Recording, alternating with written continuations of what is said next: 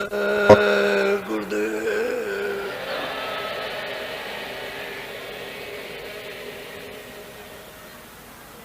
जय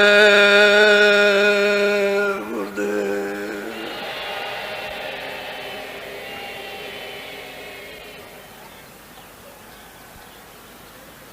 जय गुरुदेव नाम किसका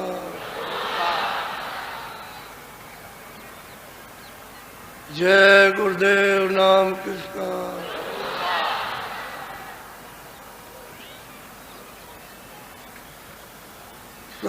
सतगुरु सतनाम तुमको लाखों प्रणाम।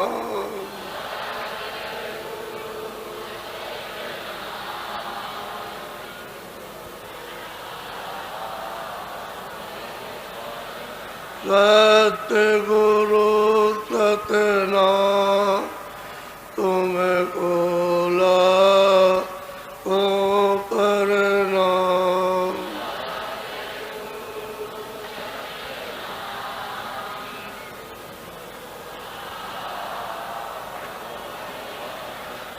कोटिन सूरज चांद सितारे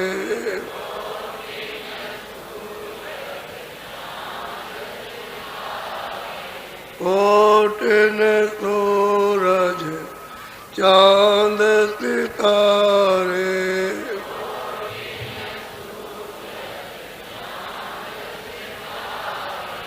रोम रोम में करे उजारे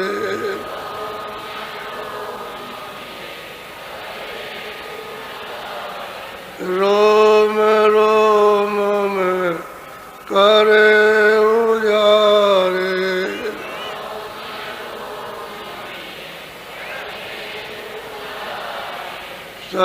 सतपुरुष करता तुमको लाखों प्रणाम।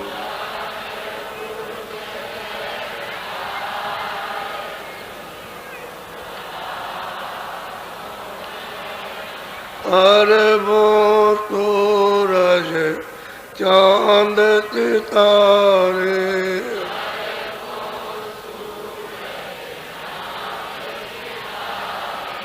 अरबों सूरज चांद सितारे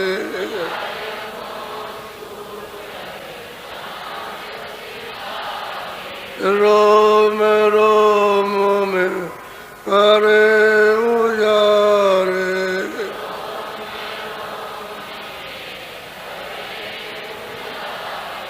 रोम रोम में करे उजारे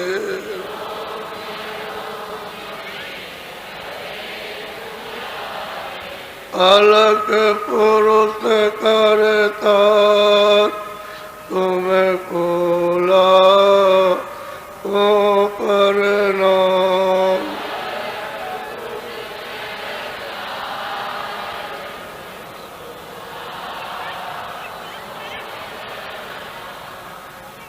खरबों सूरज चांद सितारे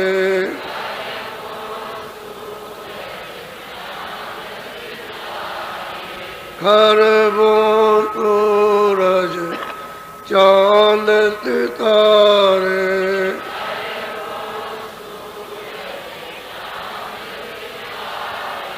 रोम रोम में करे उजारे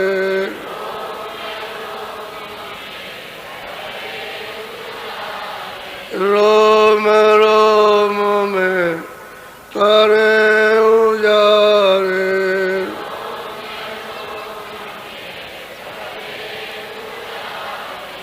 अगम पुरुष करता तुमको लाखों प्रणाम।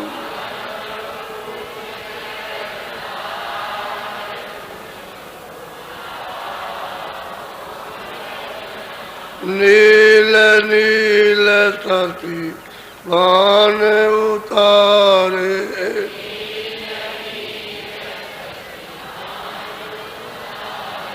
नील नील सती बान उतारे।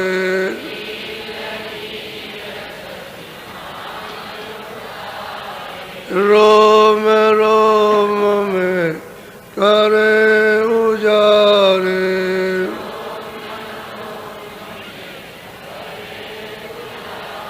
रोम रोम में करे उजारे।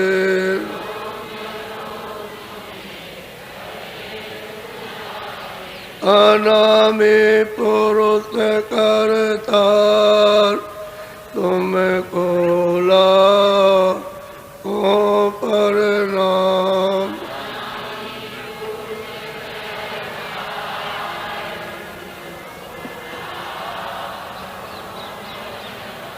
अनामी पुरुष करतार तुम कोला को प्रणाम।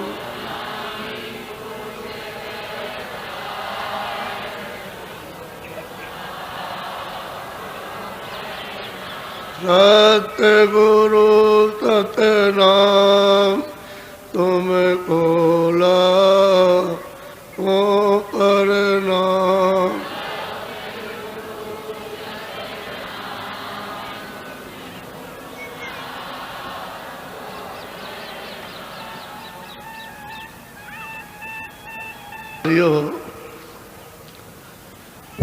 बच्चे और बच्चियों, ये लोगों को मालूम ही नहीं है कि मालिक ने अपना विस्तार कैसे किया है। और वो मालिक जो सबका धनी है, जो माता पिता है, जो प्रभु है, वो कहाँ रहता है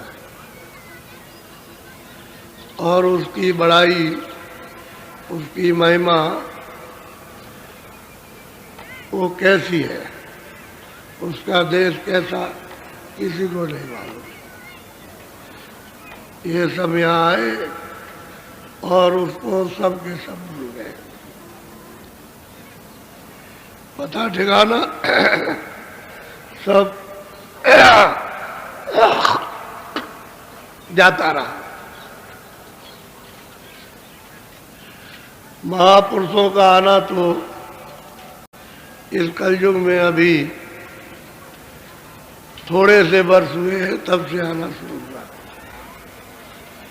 पहले संतों का पदार्पण मृतलोक में नहीं था। उस अनामी मालिक ने, जो अरूप है, अनाम है, उसने अपनी मौज मर्जी, अपनी इच्छा से 3 लोकों को स्थापित किया। एक अगम लोक, अगम पुरुष को बैठा दिया। एक अलग लोक, अलग पुरुष को बैठा दिया। और एक सतलोक, सतपुरुष को। बस मालिक की ये इन तीनों लोकों की, उसकी विस्तार की इच्छा रही और सबको अपने अपने लोक में बैठा। और ये इतने बड़े बड़े लोक हैं कि जिसका कोई वर्णन नहीं कर सकता। तो मालिक का, उस अनाम पुरुष का कितना बड़ा धाम और देश होगा, उसकी कौन महिमा करेगा। बस उसने तो ये स्थापना अपनी मौज मर्जी से एक रस कर दी। अब जो कुछ भी विस्तार बहुत युगों, मुद्दतों, अनंतों युगों के बेशुमार गिनती खत्म होगी, उसके बाद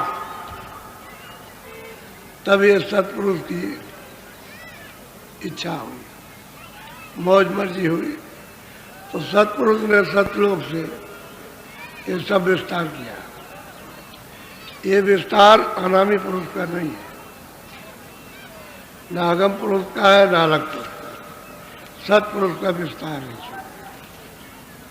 सतलोक से उन्होंने नीचे का विस्तार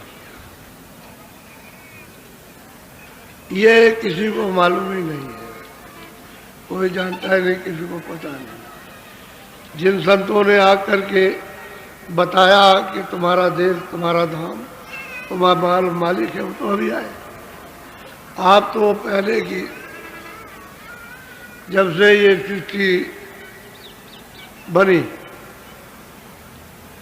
और सतपुरुष ने जिनको भेजा, उनको, ईश्वर को, ब्रह्म को, पार ब्रह्म को, इनको सबको अधिकार दे दिया। इन्होंने जब नीचे का विस्तार किया तो ये इनका विस्तार। सतपुरुष ने तो अपना विस्तार कर दिया और सब साथ सामान मसाला दे दिया कि अपना मिला जुला करके ये बनाओ। मसाला सब दे दिया तो अब उसका कोई विस्तार नहीं। सतपुरुष ने फिर कोई विस्तार नहीं किया। अब तो जिनको नीचे दे दिया उनका विस्तार होगा, तो ये किसी को मालूम ही नहीं है। फिर इन सब लोगों को मसाला दे दिया और इन लोगों ने पूरी भरपूर तपस्या की, उस मालिक को प्रसन्न करने की कोशिश करी, अखंड ध्यान उसका किया, तब मालिक खुश हो गया। सतपुरुष सतलोक में जो विराजमान है प्रसन्न हो गए, सब से हो गए खुश। जितने भी इनके भेजे पुत्र थे, बच्चे थे, उस सब पर खुश हो गए और उन्होंने कहा कि हम तुम्हारी तपस्या से प्रसन्न है, खुश है, तुम क्या चाहते हो मांग लो। तो वरदान मांगा कि हमको जो जहाँ था कि हमको यहाँ का राज दे दिया जाए। उन्होंने कहा हमको यहाँ का राज, उन्होंने कहा हमको यहाँ का 16 पुत्र है, तो उन्होंने मतलब यह है कि राज बना। सही सच्ची बात तो यह है कि अब राज किस पर होगा। आकाश बना दिया, सब रचना उसने कर दी, मंडल बना दिए, इनको सबको भेज दिया, स्थानों पर बैठा दिया। अब रचना कैसे होगी? खाली मसाला मिलाकर तो रचना नहीं हो सकती, क्योंकि मसाला तो जितना भी है सब जड़ होगा, कोई चेतन मसाला नहीं होगा। चेतन तो यही बैठे हुए स्थानों पर, बाकी मसाला सब जड़ है। जो भी है तत्व वो सब जड़ है। तब मालिक ने प्रसन्न होकर कहा कि अच्छा, हम तुमको देते हैं रचना करने के लिए। तो फिर सुरतों का भंडार 16 पुत्रों को दे दिया गया, जो जितना स्थान पर है सबको तकसीम बांट दिया। और सुरते ये सब सतलोक से आए, सब सतपुरुष ने इनको भेजा। और इन लोगों को भी पहले सत्य पुरुष ने भेजा था। सब लोग वही के हैं, ईश्वर का निकास वहीं से, जिसको मुसलमान खुदा कहते हैं, ईसाई घाट कहते हैं, वहीं से निकास हुआ उनका। सतपुरुष ने इनको भेजा और ब्रह्म को भी भेजा, जिनको मुसलमान रब कहते हैं, उनको भी सतलोक से भेजा। और पार ब्रह्म को भेजा, जिनको मुसलमान कहते हैं अल्लाह, उनको भी वहीं से भेजा। और महाकाल पुरुष को भी वहीं से भेजा, सबको वहीं से भेजा। और ये सुरतों को भी वहीं से दिया गया। अब इन लोगों को जब बांट दिया तो उन्होंने अपने शक्ति तो इनके पास थी ही, मसाला मिलने के बाद तो इनके पास क्षमता तो थी ही, तो इन्होंने फिर अपने अपने मसाले से रचना की। एक को कारण मसाला दिया तो उसने कारण रचना कर दी, दूसरे को सूक्ष्म मसाला दिया तो सूक्ष्म रचना कर दी। फिर उन्होंने मतलब यह है कि लिंग मसाला दिया तो लिंग रचना हो गई, और स्थूल मसाला दिया तो ये स्थूल रचना हो गई। असली बात तो ये है कि किसी को ये मालूम ही नहीं है कि ये विस्तार कहाँ से कैसे हुआ, किसी को पता नहीं। जब सुरतों को सतपुरुष ने शुरू में इनको बख्शीश में, दान में खुशी से दिया, जिसको खैरात कहते हैं, कि खुशी से दे दिया, उस समय तो आपका रास्ता खुला था। इन्होंने यहाँ आकर के इनको जिस मसाले में रखा उसमें उसकी उम्र 1 लाख बरस। इस मसाले में ये मसाला जड़ इसमें रखा था 1 लाख बरस। एक इसी आदमी की 1 लाख बरस की उम्र होती थी। ये तो तुम्हारे शास्त्रों में उसका प्रमाण मिलता है सीधा सीधा कि हमने 10,000 बरस तपस्या की। जो पुराने शास्त्र लिखे चले आ रहे हैं उन्हीं में लिखा हुआ है कि 10,000 और 20,000, यानी मतलब ये है कि हमने तपस्या की। तो कुछ छोटे में, कुछ बुढ़ापे में समय लगेगा, कुछ जवानी में लगेगा। तो इतना तो उन्होंने तपस्या में लगा दिया। फिर वो तपस्या तो बचपन काल में होगी, तो तपस्या में लगा, तो उससे ये प्रमाण मिलता है कि लाख वर्ष की उम्र इनको दी गई थी। जब इनको दी गई, यहाँ ले आए और ले आकर के इस मसाले में उन्होंने बैठाया दरवाजे पर, तो रास्ता खुला था आदि से अंत तक, यहाँ से लेकर के और शुरू तक रास्ता खुला था।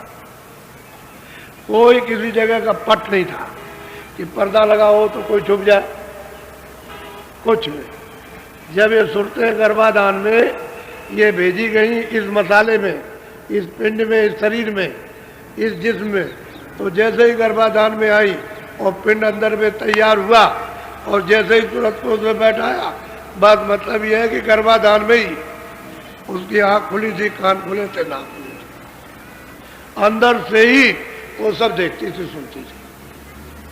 कोई किसी तरह की, क्योंकि पर्दा नहीं था। पर्दा होता तब तो अंधेरे में, पर्दा कुछ नहीं था। बस उसको देख रही है और सुन रही है, तो उसे गर्भाधान में कोई तकलीफ ही नहीं थी। तकलीफ तो जब हो, पीड़ा तो जब हो जब अंधकार हो। अंधकार था नहीं वहाँ, शब्द आ रहा था और प्रकाश था ही वहाँ पर। और जैसे ही बच्चा 9 महीने का बाहर आया, तो ये तुम रोज रामायण पढ़ते हो, हर घर में रामायण लिखी कि सतयुग जोगी सब विज्ञानी। जब ये सुरतें आई थी उस समय पर सब जोगी विज्ञानी, सब परम पद के अधिकारी थे। तुम्हारी रामायण में लिखा, रोज गाना गाते हो उसी का, और उसको समझते ही नहीं, क्योंकि रामायण का तो किसी को बोध है नहीं, और रामायण पढ़ते रहते हो। उसी में लिखा, ये कहीं नहीं लिखा है कोई बाकी था।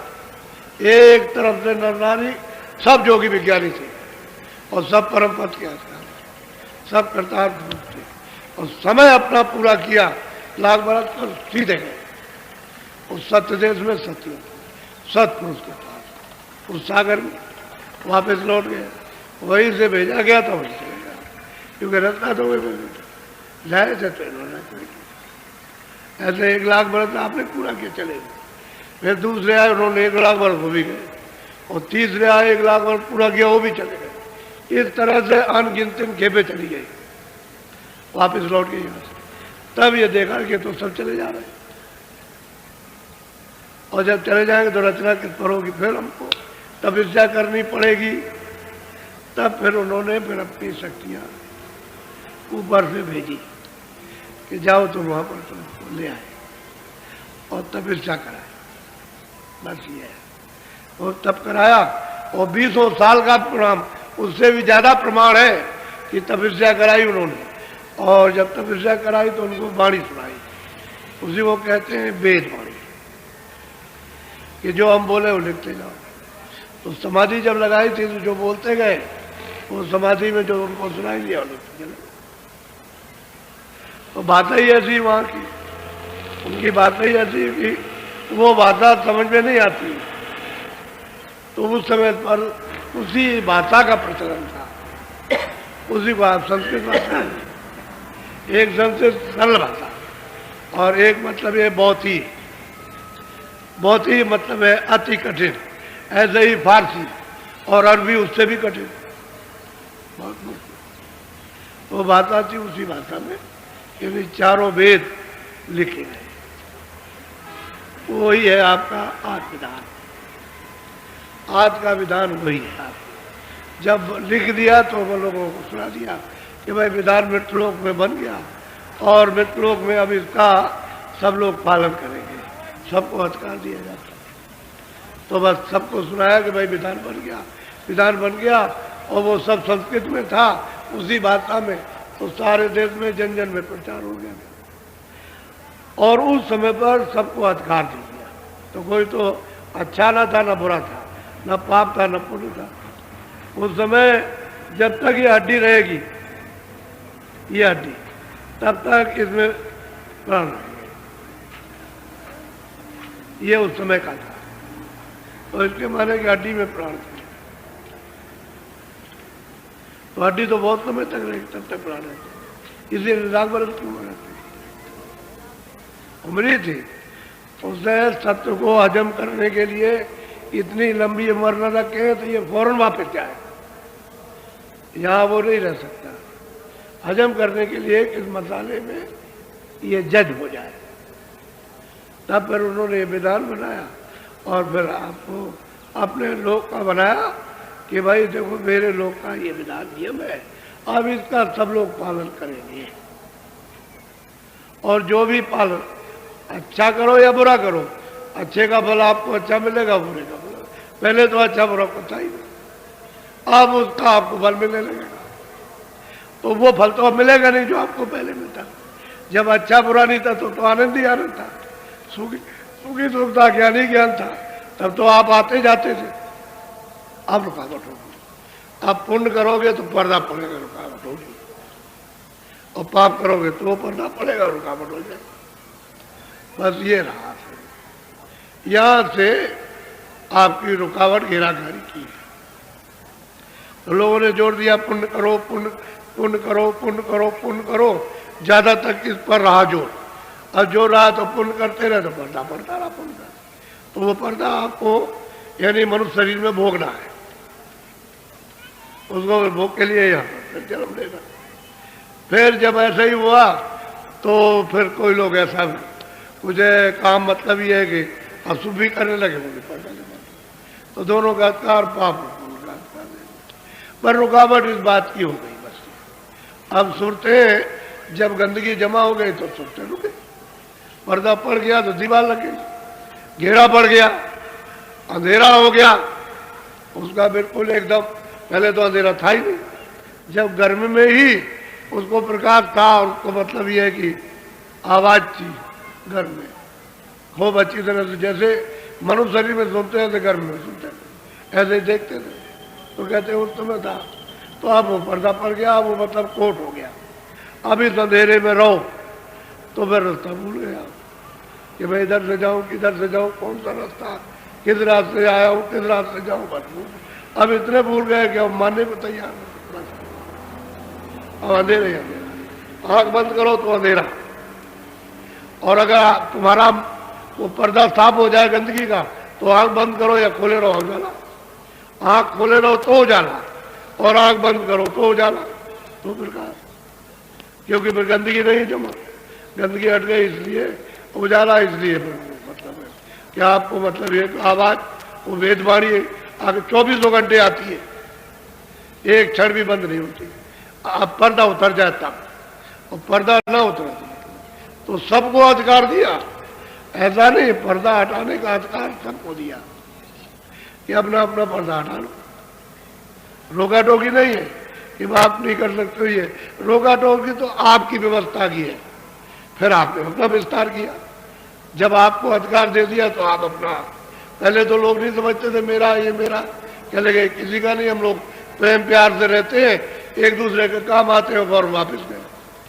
तब तो ये प्रेम की नगरी थी, सात्विक की नगरी थी, प्रेम की नगरी थी, और मतलब दया की नगरी थी। पहले सब कुछ नहीं था, यानी पशु पंछी भी नहीं थे, मनुष्य ही मनुष्य है। इन्हीं में सुरतों को लाया गया।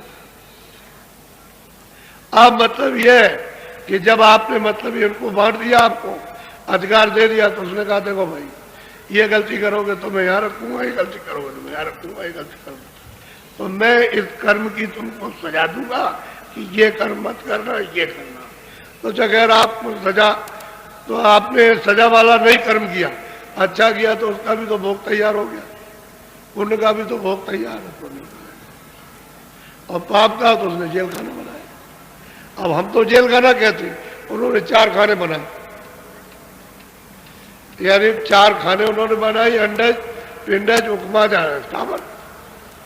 हम इसको जेल खाना कहते हैं कि इस शरीर से निकाला, उसको बंद कर लिया, अब आप जेल खाने में बंद हो गए, और फिर कब निकलोगे उसका कोई अंतर नहीं। ये बात अब यही है कि पाप और पुण्य, ये कौन कहता है कि पाप पुण्य का फल नहीं मिलेगा? वो तो रोज ही चिल्लाया जाता है कि जो करोगे सुनो, रोज कहा जाता है कि भाई न तुम पाप करो न पुण्य करो। क्यों आप करते हो पाप पुण्य की मेरा? तुम कुछ मत करो कि मेरा कुछ नहीं है। तो न पाप कीजिए न पुण्य कीजिए। जब जीवों को तुम्हारे शरीर द्वारा कोई भी तकलीफ नहीं होगी तो फिर आपको लगेगी नहीं पाप, कुछ लगने को नहीं। पाप पुण्य तो जब लगेगा जब उसको तकलीफ होगी। अरे भाई पाप पुण्य तो तब देना पड़ेगा जब उसको आराम दोगे। न तुम आराम देते हो न तकलीफ देते हो, तो लेन देन किस बात का? लेन देन तो इसी बात का है कि ये तुमने लिया और ये तुमने दिया, और तुमने ये रुला करके लिया दिया तो वैसे रुला करके और खुशी में लिया दिया तो लेना देना, जैसे जैसे लिया दिया ये देना, ये अदला बदला हो। कहावत नहीं तुम्हारी किताबों में लिखा, ये अदला बदला सब देना पड़ेगा। तो जो पुरानी किताबों में उसके भी भूल गए, जो आज की किताबें हैं ऋषियों मुनियों की उसको भी आप भूल के बैठ गए। संत तो आए नहीं थे, तो संतों को तो आना नहीं हुआ। इसलिए ठीक है, उस समय पर आप उसको नहीं मानते थे, इन्हीं को मानते, जो मांग करके ले आए आप उन्हीं को मानते। चलो ईश्वर को मानते, भाई ब्रह्मा को मानते, विष्णु को मानते, इन्हीं को मानते, लेकिन वो भी आपने नहीं माना। अब पूछा जाए कि ये कहाँ है तो आप क्या बताओ, इनके पास कैसे जाएगा वो भी नहीं बता सकते। तो बड़ा भूल भुलैया हो गई, कर्मों में फंस करके भूल भुलैया हो गई और भटक के अब इसमें उतर गए, खाने पीने मारने पर उतर आए। अब जिसको पाओ उसको मार दो। अभी तो ये दशा तुम्हारी होने जा रही कि ऐसे उतर जाओगे नीचे घाट पर कि औरत को काट दो, बच्चे को काट डालो, मार दो। अब ये हो रहा कि बच्चे मार दिए, अब भूख में बच्चे मार दिए, बच्चे मार दिए, खुद मर गए उसी भूख में। तो आप ये फिर जो कर रहे हो ये फंस निकाल, इसी से फिर बंद कर देगा, ले जाएगा नरकों में, फिर याद कर देगा। आपको क्या मालूम कि नरकों में क्या सजा दी जाती? कुछ महात्माओं ने जो देखा वो सब वर्णन किया है, इसलिए ये वेद किसी को मालूम नहीं है। 700 वर्ष हुए, अभी 1000 वर्ष भी नहीं हुआ, 700 वर्ष हुए जब से वो महात्मा महापुरुष उस सत्पुरुष ने भेजा, जाओ जाकर के जीवों बताओ कि तुमको बहुत तकलीफ है और मैंने तुमको भेजा था और तुमको यहाँ फंसा लिया गया और तुमको आने का रास्ता बंद कर दिया और तुम बहुत दुखी हो, रोते हो, चिल्लाते हो और 84 में नरकों में नाना प्रकार की यातनाएं, तो तुम चलो वापस लौट चलो, घर चलो, ये तुम्हारा घर नहीं है। तब फिर महापुरुषों ने तो आपने तो पहले विरोध किया, सबका विरोध किया। जितने भी महात्मा है जिनको आप कहते हो पूरा उनका विरोध हुआ, सबका विरोध किया। अरे भाई उन्होंने क्या आपके साथ में अन्याय किया, क्या किया उन्होंने? अरे भाई तुमको ले जाने के लिए, भाई चलो वहाँ चलो, अपने घर में चलो, ये घर तो है नहीं परदेश, और सरासर यानी कोई सामान तुम्हारा नहीं, जबरदस्ती कहते हो मेरा, और इसके लिए विलाप करते हो और वो लिए जा रहा है, ये शरीर तुम्हारा है। ये किराए का मकान, तो जब किराए का मकान ये है तो जो सामान है उसका मकान का वो तेरा है, वो भी तो किराए में मिला, उसको भी तो समझना चाहिए कि मकान किसी का, सामान किसी का। तुमको कहा भाई देखो ये सब सामान है और ये मकान, इसमें आराम से रहो और सामान को इस्तेमाल करो, तो आप ये सब उसने दे दिया कि भाई लीजिए ये मकान ले लीजिए और ये सामान है, इससे तुम इसका लाभ उठाओ, इसको ठीक ठाक रखना और मेरे पास चले आओ।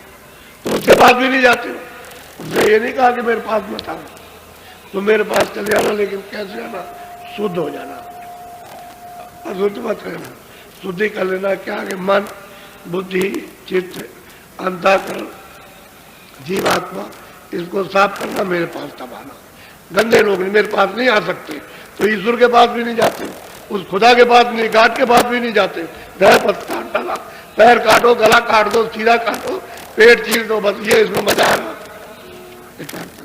बताओ कैसे जाओ?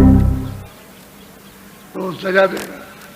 तो महात्मा आए, उन्होंने आकर पहले तो बहुत विरोध हुआ कि जानते ही नहीं, फिर दूसरे आए, फिर तीसरे आए, फिर वो आए, फिर वो आए, एकदम से तांता लग गया। अब आप उनके रास्ते के सामने तो सीधा रास्ता, एक नहीं बहुत प्रमाण। आप ये कहो कि भाई किसने पाया, किसने देखा, कौन पहुंचा, किसने जाना, तो अब तो बहुत प्रमाण है, एक दो प्रमाण। तो असल में बात ये उन्हीं की खोज के लिए कि अपने घर में जाना है, अपने उस सागर में जहाँ से तुम आए हो, वो अविचल धाम है, अविचल देश है, कभी चलायमान नहीं, छोटा बड़ा नहीं, वो सदा एक रस चलने वाला। वहाँ काल नहीं, कलेश नहीं, दुख नहीं, सुख नहीं, पाप नहीं, पुण्य नहीं, जन्म नहीं, मरण नहीं, कोई मतलब ये है कि धन दौलत, सोना चांदी, ये कुछ कोई झगड़ा नहीं। वो तो मतलब है वहाँ उसको सागर को छोड़ करके आए अपने आनंद, अपने सुख को अब छोड़ करके परदेश में आकर अब यहाँ फंस गए, ढूंढ रहे और कहीं भी नहीं मिल रहा किसी ने। अब अंत में अभी दांत निकले जा रहे हैं, अभी फिर चिल्ला पड़ोगे, बस कुछ नहीं, समय पूरा हो गया। अब चलने की तैयारी हो गई कि सुबह जाओ शाम को जाओ। तो ये तो जीवन में कम से कम उनके पास तो जाना चाहिए था जो घर का भेद जानते। तो वो जो ले आया था उसको भी बताते कि देखो ये ले आया मांग करके, तो चलो उसके पास चलो पहले, तो उसी के पास चले जाते।